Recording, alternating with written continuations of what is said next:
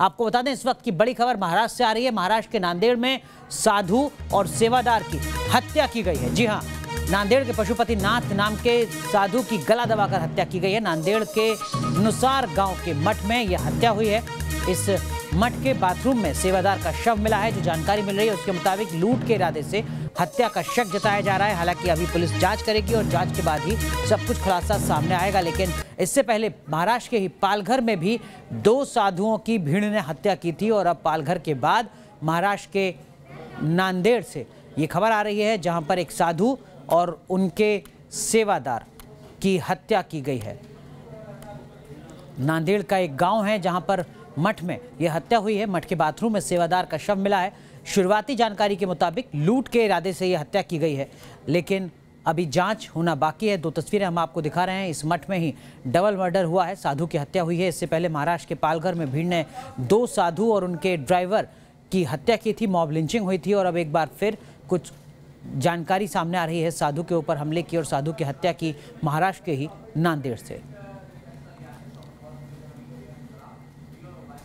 नांदेड़ में साधु समेत 2 की हत्या पर स्थानीय लोगों का क्या कुछ कहना है, सुनाते हैं आपको। ठना बुजुर्ग यहाँ पर एक मठाधिपति महाराज और उनके साथ एक व्यक्ति भगवान रामराव शिंदे चिंचलाकर, ये दोनों का खून किया गया है। तो वो खूनी व्यक्ति को पकड़कर जल्दी उसको फांसी देने की कृपा करे ही हमारी गांव तरफ से विनती है। तो उमरी पुलिस स्टेशन के पीआई उनकी जल्दी खोज करके उनको पकड़ के उनको उन पे गुना दाखिल कीजिए। नांदेड़ के आश्रम में एक साधु और उनके सेवक की हत्या के मामले में बीजेपी नेता राम कदम ने महाराष्ट्र की कानून व्यवस्था पर सवाल उठाए हैं। महाराष्ट्र में गत 1 महीने के अंतराल में ये दूसरी बार साधुओं की हत्या हो चुकी है। पहली हत्या को सरकार ने अफवाह कह के करार दे दिया।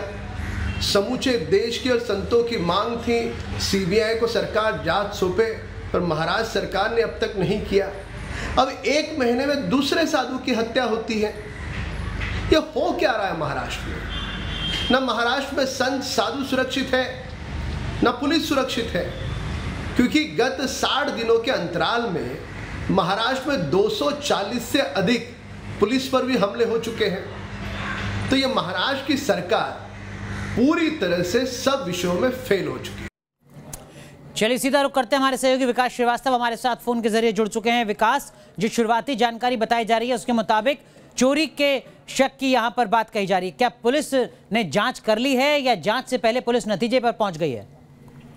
देखिए, मौके पर इस समय पुलिस है और पुलिस से हमारी बात हुई, उनका ये कहना था कि मौके पर जो बिखरी हुई चीजें हैं समूचे आश्रम में, वो इस बात की ओर इशारा करती हैं कि लूटपाट के इरादे से ये हत्या की हुई हो सकती है। हालांकि अभी किसी अंतिम निर्णय पर पुलिस नहीं पहुंची। हत्या के दूसरे कारण भी हो सकते हैं, लेकिन महज 1 महीने के भीतर महाराष्ट्र में साधुओं की हत्या से जुड़ा हुआ ये दूसरा मामला है। अनुराग, मैं बता दूं कि नांदेड़ का ये आश्रम जो है काफी प्रसिद्ध है। लोग वहां पर जाते हैं और साधु संतों का दर्शन करते हैं, उनसे अध्यात्म की शिक्षा लेते हैं। बीती रात को ये हत्या हुई है और आज सवेरे इसका पता चला है, जब बाल पशुपतिनाथ, ये जो संत है, इनका शव आश्रम के भीतर से मिला और उनके एक सेवादार का शव जो है आश्रम से थोड़ी दूरी पर मिला।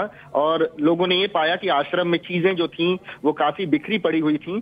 इशारा, संकेत ये देती थी कि ये लूटपाट के मकसद से हो सकता है, लेकिन हो सकता है कि इन्वेस्टिगेशन को मिसगाइड करने के लिए भी जो हत्यारे हैं वो इस किस्म से चीजें बिखरा कर चले गए हों। पुलिस जांच चल रही है, हमें इंतजार करना पड़ेगा कि हत्या की असली वजह क्या है, इसका पता करने के लिए। चलिए, तो जांच का इंतजार यहां पर करना होगा। बहुत बहुत शुक्रिया विकास श्रीवास्तव जुड़ने के लिए, इस वक्त की बड़ी खबर पर जानकारी साझा करने के लिए। रुक रहे हैं यहां पर कुछ देर के लिए।